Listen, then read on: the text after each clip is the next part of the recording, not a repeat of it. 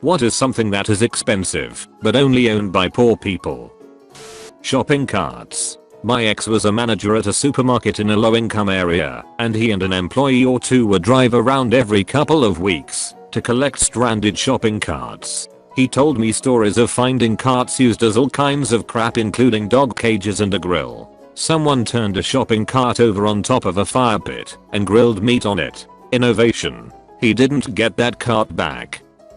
Chrysler 300. You just brought back the funniest memory. My husband and I were looking at used cars. The hungry young car salesman told us he had something really special in the back. Walks us out there and shows us a Chrysler 300 that the former owner had bought huge chrome 22 wheels for. It's every homer's dream. Except my husband is the gingery whitest dad type ever and definitely not interested in this car. The kid put the cherry on the experience when he, straight face, said to my husband, "Can't you see yourself rolling on dubs?"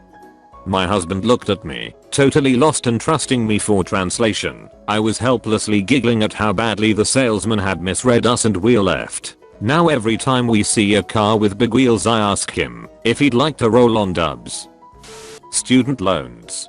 Been out of school for 5+ years now, still have $50,000 looming over my head. And that's considered good for most graduates. Some of my friends have up to $200,000. It's freaking insane. Whereas wealthier kids I graduated with have zero student debt and are beefing up their savings accounts, going on tropical vacations, buying houses, etc. Yeah, I know it's my responsibility for my debt. I chose to borrow money to finish my degree. But honestly, it gets disheartening at times. I can't help but to feel jealous at how expensive these high interest loans can get. I pay more in loans every month than I do in rent. Any high school kids out there reading this, please don't take out a loan.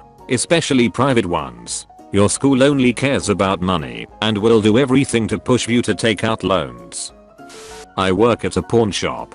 The most common item pawned by low-income people are the latest, most expensive iPhones and Samsungs. I know that not just poor people have them, but it baffles me how they can buy these with less income.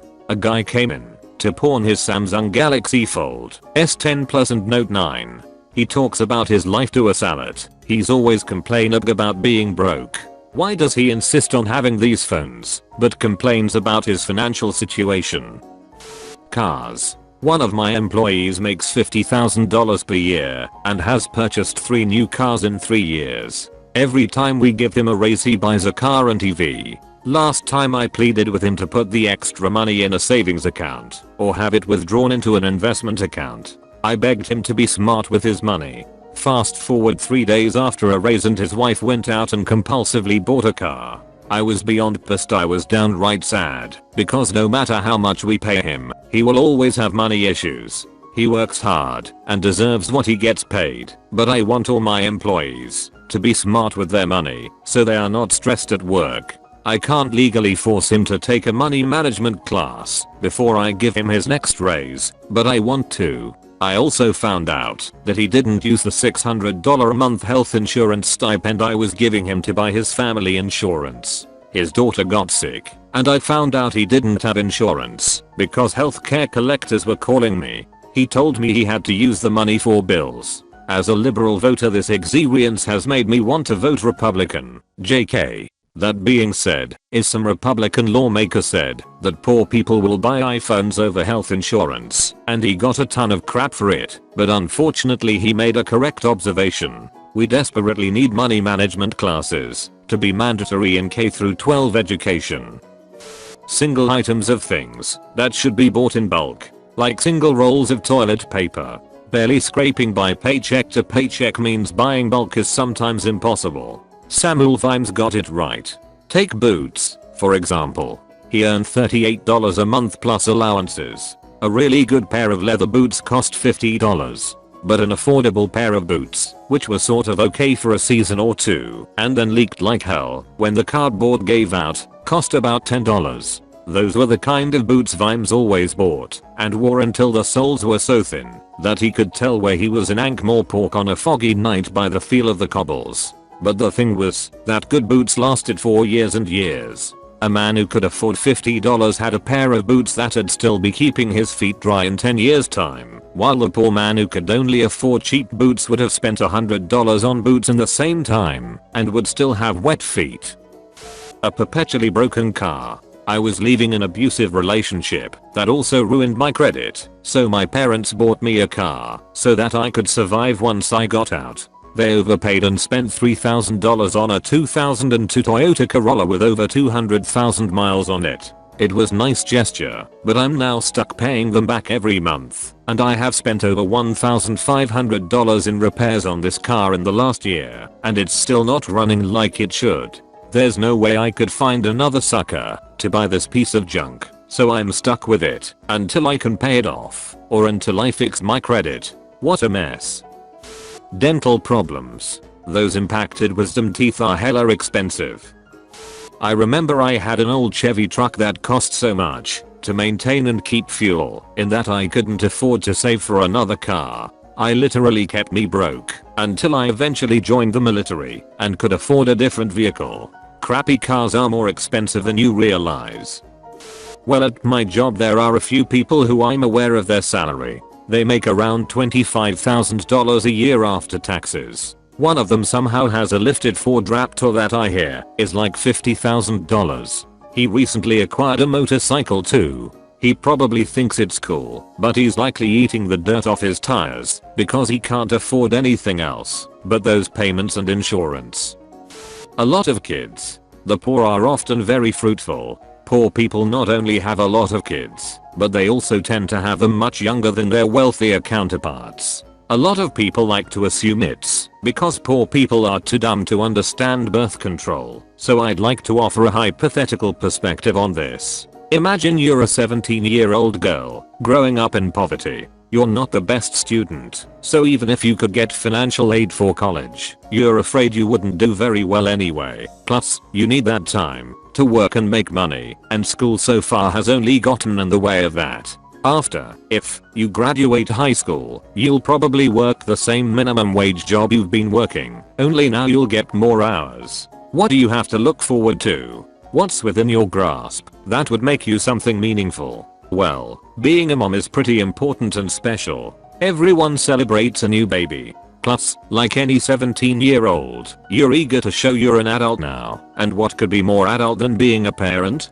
So yeah, you know about condoms. You and your boyfriend use them sometimes, but not always. You know that the clinic will give you birth control, but you gained weight and felt sick when you tried it, so you don't bother with it again. Plus it's a whole bus trip and a bunch of waiting, and you have better things to do. You're not planning to get pregnant, but when you end up that way, it's not some sort of death sentence. Abortion is expensive and scary, to say nothing of whether it's even accessible to you, or whether you or your family has a moral objection to it, so that's not really an option.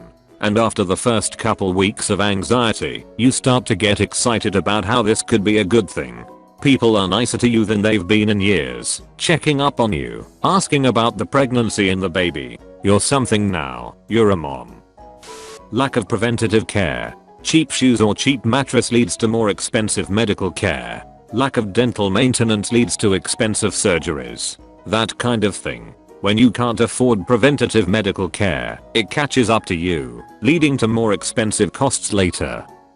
Just paying rent. Where I live, mortgage is way cheaper than getting a house, but they don't give me a mortgage because I don't earn enough, so I have to keep renting expensive places, making it take even longer for me to save up. And in my situation, getting a better paying job is difficult. I swear this world is made for the rich and middle class. Poor people are straight up freaked in every way possible. Loads of stuff. It's expensive being poor for a variety of reasons, including having to buy poorer quality goods and needing to replace them more often because of initial cost, not being able to bulk buy, predatory loans, and really anything that puts someone in a you have no other choice position. On top of that, there are things like cheap food being bad for your health and incurring expensive health bills later in life. Continuing paying rent on something you'll never own, cheap cars that require maintenance more often. Being poor is expensive AF. Owning cars that are worth more than their house. So this is probably the sickest burn I have ever witnessed in person. In high school, was hanging out with a friend while he was installing a new stereo/speakers in his truck. His family was very wealthy, have since reached 3, level, but he worked to pay for gas and anything he wanted for the truck. Nothing fancy, just an upgrade over the stock speakers. Truck was an older work truck from his parents' company. Another friend comes over in his current year model Z71, blacked out, chromed out, lifted, tinted money pit of a truck. His family is very much working class poor. Him and his family's vehicles are easily multiple times more valuable than their house. He starts talking shit about my friend's fairly beat up truck, how much nicer his is, etc. This goes on for a while. Finally my friend is just, well, at least my family can flush toilet paper and not have to burn it in the backyard. Such a specific, brutal and true your poor crack.